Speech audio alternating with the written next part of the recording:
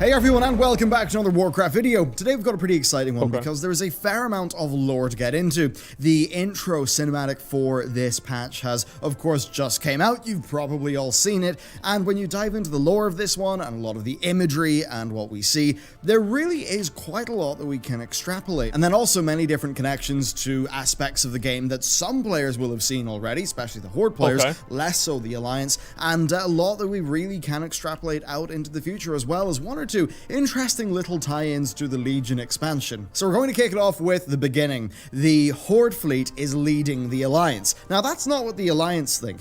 The Alliance think that they are hot on pursuit, that they're about to get the last of the Horde fleet, because of course, narratively speaking, the Horde fleet pretty much got crushed. Now, when you look at the Alliance fleet, what do you see? There are both, like, Alliance Stormwind boats. There are also Kaltirian boats. Yeah, they're running them like the fuck down. Navy is off because the somewhere Alliance else. is better. This pretty much is the bulk of the Alliance Navy. That's what it seems to be.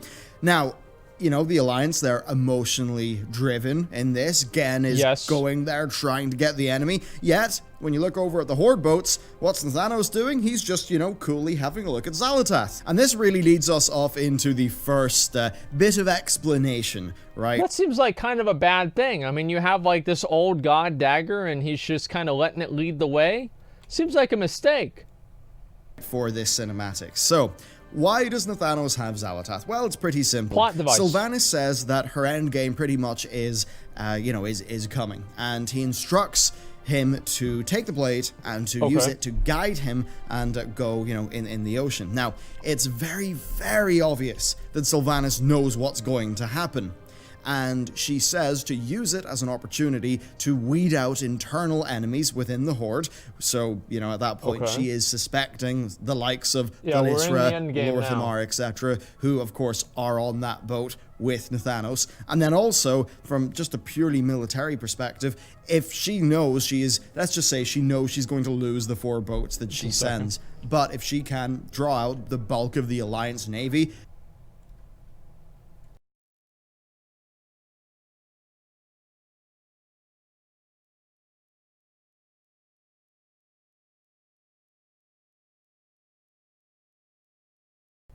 Okay, let me finish this. well, she'll lose 4, they'll lose a hell of a lot more. So even if it's a Pyrrhic victory, it still is a victory, and Sylvanas is not really the type, it seems, to make a distinction between an absolute, great, clean, decisive victory and a Pyrrhic one. She pretty much just wants to win. Now, of course, that's just the military strategy. Probably true. But the deeper thing here is a little bit more bizarre in terms of the character motivation. So Sylvanas knows where this blade comes from. And that does make all of this just a little bit more spooky. So Sylvanas knows where this blade comes from the Crucible of Storms. And, I mean, the player, you know, it's so weird. Whenever you pick up the blade, your character is pretty much feels a compulsion to take it to her. That's essentially how Blizzard write it. It's not really a player choice. And it does make you wonder just how much agency does Sylvanas have in what's going on with this blade. She, of course, thinks she's completely in control, and she thinks that she's going to use this blade to lure, to lure the Alliance fleet into a big trap. But the thing is, how does she know about that trap? How does she know what's going to happen whenever Thanos follows the blade into the sea and draws out the Alliance Navy? Yeah, I never Has she been thought of talking to Ashara? Well, seemingly she hasn't. Has she been talking to N'Zoth? Has she been hearing old god whispers? That's the thing. For her to use the blade in this military strategy, she's going to have to know about this big trap that's about to be sprung. And that means that she's in communications with somebody who is a little bit spooky and dangerous. Now, the one way they could get around this is maybe saying that Helya, who is of course connected to the oceans and has the Cabal... They just never explain it. Like, that's basically one way they could solve it, is that they just brush it under the rug and just keep going with the story. And you just never really explain this fully, and everything's okay. It's not even a big deal. It's pretty much it. I think that's basically how it could work. If somebody has this rare up on their server, please invite me, Zach. I do have an alt code. If you can invite me on Kel'Thuzad. here. Maybe Helya tips Sylvanas off to what's going on, and Okay. maybe Sylvanas can know these things without being corrupted by N'Zoth or in a scheme with Ashara through Helya. Alrighty. But other than that, it definitely does look rather fishy from her indeed. But anyway, let's get back to the cinematic. It's So when you alt look at 224, Thanos, something like yeah, that. it's pretty darn clear that the remember. guy knows he's about to have a unpleasant experience, but that he knows exactly what's going on. He does not look kind of worried. He almost, I mean, he sort of cracks a little smile, doesn't he? So yeah, he knows what the crack is. We then cut down to Ashara, and she's actually talking to one of the characters who is a raid boss in the upcoming raid. It's the first and boss. She talks about preparing the Tidestone of Golganeth. Now, this is quite an interesting thing. We later on find out that, I think she says something along the lines of, I've not left the Tidestone unguarded like they did. So essentially, she just went to the Tomb of Sargeras and picked it up, or, her agents did, and that's it. Hey. Now, that's quite odd, because Yeah. she spent so much time trying to get it in she's Legion, kind of hot and for a fish. just after Yeah, the she Legion is. expansion ends, she just goes in, picks the thing up, and danders off. Now, that's quite bizarre, because the Tomb of Sargeras is a pretty darn spooky place. We sealed it off with the Pillars of Creation for a very important reason. I forgot what the reason later was. on, right, whenever we decide remember. to sacrifice the power of our artifacts, what happens, like, why do we do that? Well, Magni says that we could seal the wound that Sargeras' sword had left. We could seal that using the Pillars of Creation, but they are, they're sealing the Tomb of Sargeras. We can't unseal the tomb. And that clearly means that the tomb being unsealed is a very bad thing indeed. Now, I do find it quite odd that we all seem to agree that sealing the tomb is a really important thing, and for some reason, just the Alliance and Horde and mages or whatever, nobody actually puts any effort into guarding the place. That is very odd indeed. She seems to have just dandered in there and picked it up. Hey, not a But big this deal. would be another example Just let of it Blizzard happen. doing what Blizzard have been trying to do a little bit more of, which is having things pretty much be our fault, or at least Okay. be tied into our past actions. Now, the tomb being unsealed, what could that essentially mean? Well, I mean, it's hard to know. That is it could be a plot hole. It could just be lazy writing, but Yeah, that it being could be. unsealed, that could open the way to a lot of the Void Forces doing something that's rather spooky and dangerous. And if we think about pacts and characters doing things with each other, well, who is out there in the cosmos? Xalatath. Now, Xalatath, of course, jeez. she was in the Black Blade of the Empire. Of jeez. course, no longer, but she's out there, and we'll cover this more in an upcoming boy. lore video, but Syntharia might actually be out there as well. You've got the What? Void Ethereal, so you've got all these Void Forces. What? Now, them using that Wait a pillar to second. invade Azeroth. I thought we killed Syntharia. How the fuck did that happen? What? Oh, yeah, Sinestro, yeah. Yeah, that was Sinestro. Yeah, okay. That Yeah, would just idiot. be Legion 2.0. So I don't think they're actually going to do that. But it could be a future plot point that they essentially are teasing in this patch's cinematic. Anyway, Okay. with that, she sends her minion off to go and use the Tidestone. And then she has a little bit of a conversation with N'Zoth. And just broadly here, the framing of all of this is really quite well done. The way that she is sort of putting on that face for her subordinate, but then kind of that melts away into the true her whenever she sort of turns around to the camera to address N'Zoth. Now, with N'Zoth, what do we see? Well, we see very clearly a reversal in situations. So in the Warbringers Ashara cinematic, she was, you could say she was in quite a spot of bother. Yeah, She essentially a was little going bit. to drown. And whenever N'Zoth appeared to her, well, the power dynamics were quite clear. He was the powerful one. Whether she lived or died, that was entirely on his whim. True.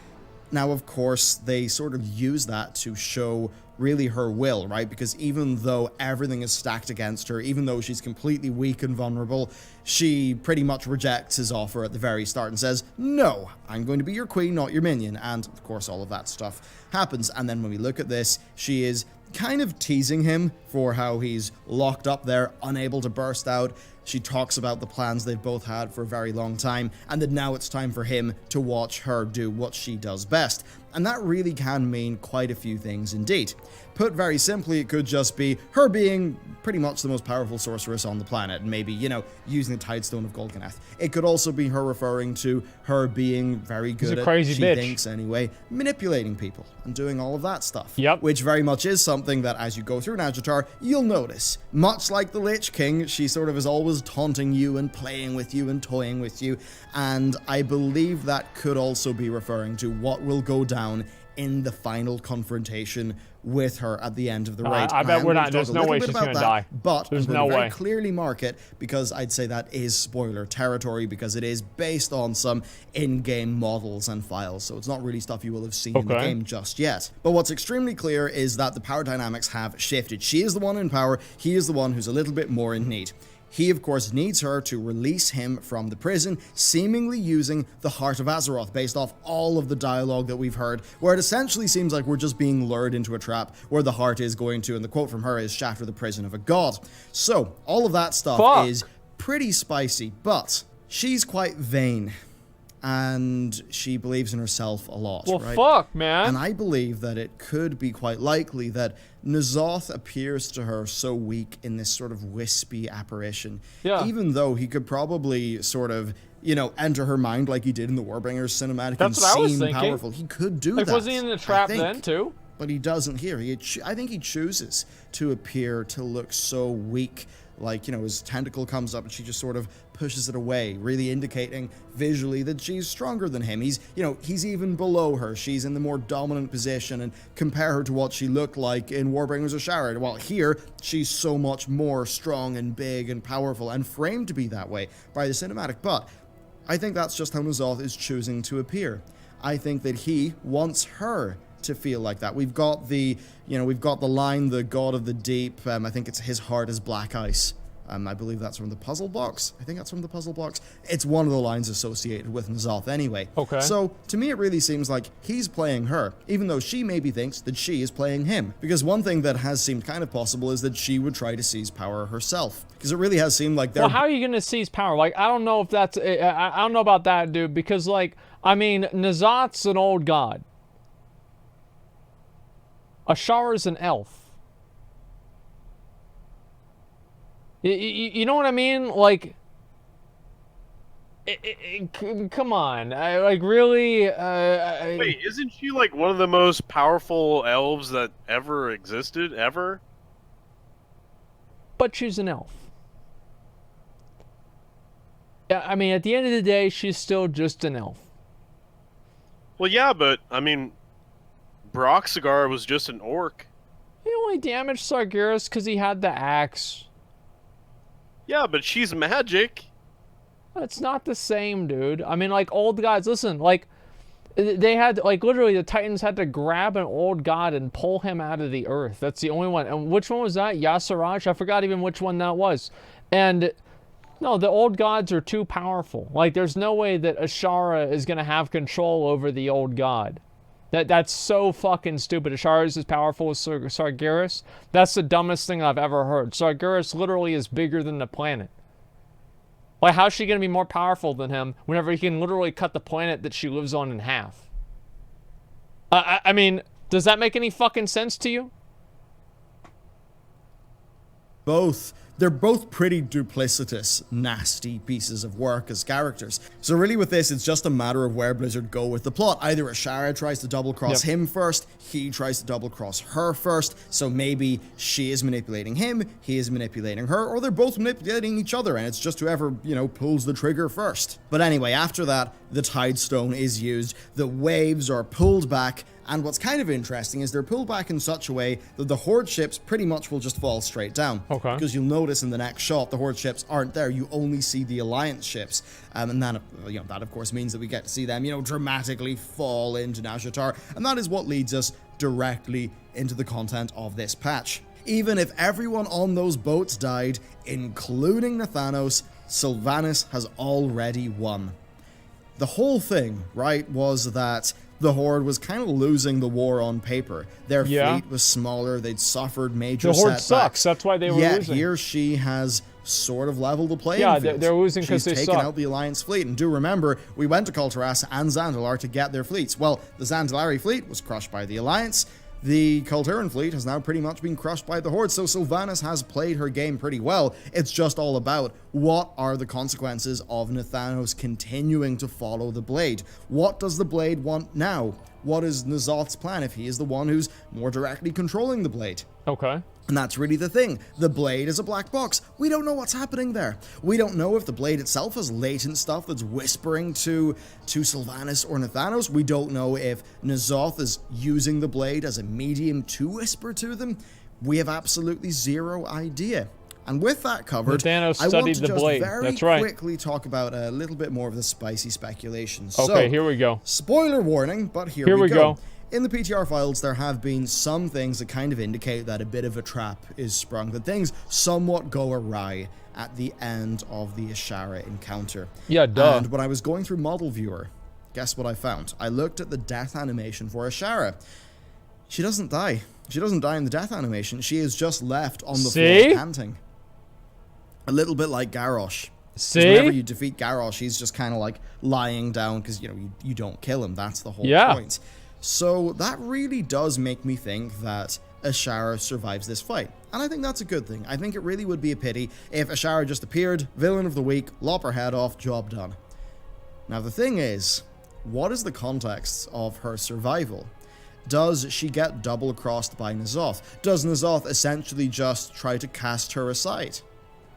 Does she maybe try to ally with us? I actually could see a reality where Blizzard might try to have Ashara be a sort of chaotic neutral character who's we just already have out the for Lich herself. King. We don't need another I could one. see that happening. I could see them doing it. I don't necessarily think it's the best thing that could possibly happen. But with the context that Ashara likely does survive the fight, that does, you know, it casts a bit more, not doubt, but sort of speculation. It invites speculation to the exchange between Ashara and N'Zoth that we saw in the cinematic and just what its nature is. It's not like we're going to defeat her and then have her still be tied to him, allied to him, and for us to let her live. That's not going to happen. That does not make much sense. So either she tries to betray him, or he tries to betray her, and for whatever reason, we choose not to kill her.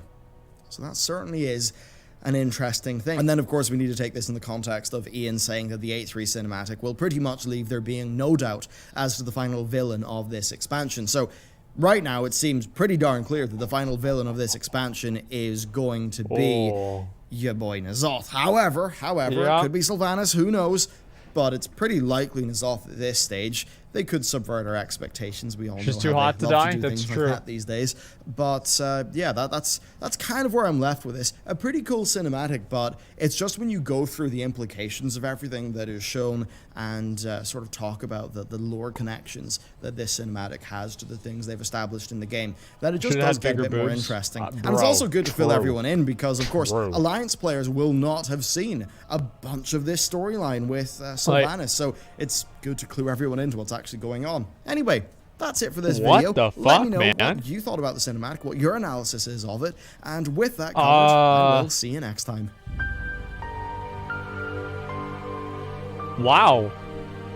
So they could make Ashara like ally with us against N'Zoth? I mean, I don't know. I mean, that feels... Oh, God. I would hate that. Really?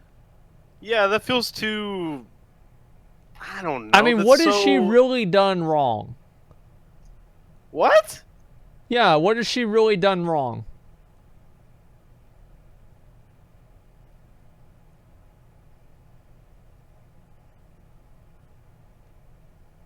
The Legion Azra. Yeah, that is... Yeah. But besides that, everything else seems okay, right? Didn't she cause the Sundering? Well, that was whenever she opened the Well of Eternity or whatever, right? Well, isn't that how it happened? Like, I don't even remember. Yeah, so that was like the same thing. That's pretty bad. I don't know if you know that. That was bad. Yeah, it's true. I don't know, like, I mean,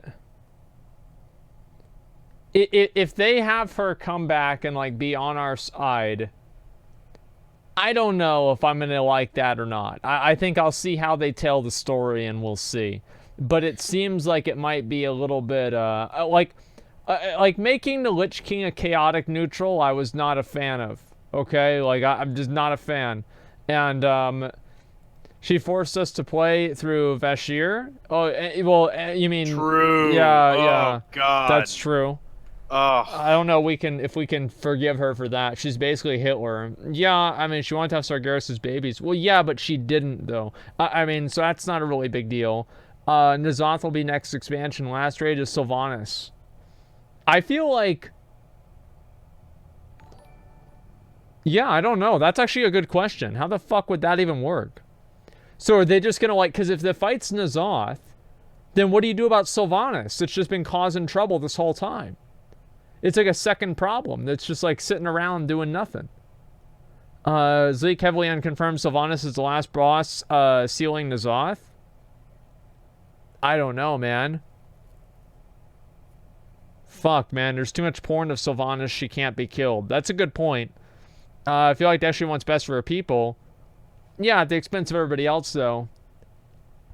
She's gonna release him. Here's what I think's gonna happen. I think that that she's gonna just release N'Zoth. Like that's what makes sense. Oh yeah. Right? I mean, like maybe it won't. Dude. Maybe that's how it leads into the next expansion, like an old god expansion.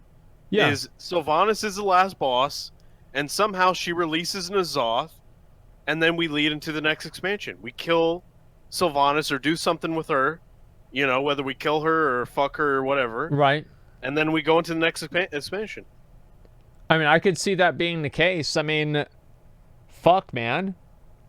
As long as Ashara releases them, yeah, I would say Ashara is going to release them, not Sylvanas. I mean, if Sylvanas releases N'Zoth, I feel like that would really kind of be stupid.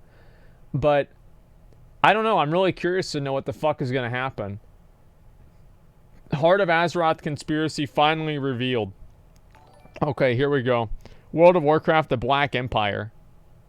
I mean, that's probably the best option that they have, right? I mean, like, what direction are they going to go if they don't do that?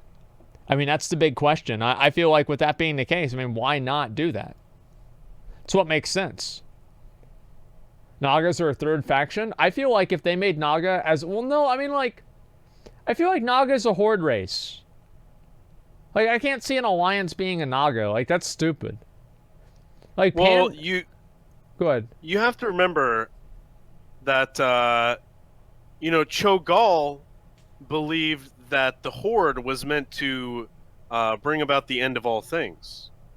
So this could be the case where Sylvanas fulfills that destiny, you know? Yo, fuck you, you stupid-ass bitch, McStabbers. Get the fuck away from me, you idiot. Fuck you.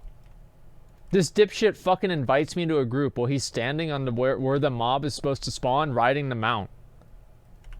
Fuck you, McStabbers, you idiot. Suck my dick. Okay, just a second. Alright, let's go to the rest of this. Let me read these real quick. Yeah, I don't know. I feel like the Horde should have ogres, the Horde should have the Naga, the Alliance should have pandas, and like I just like what other races? It's too late for that. Yeah, I know, but like that's like logically what would make sense. Like a Horde panda, that's so fucking stupid. Like there's no way, man. Immo Dream, yeah, I don't know.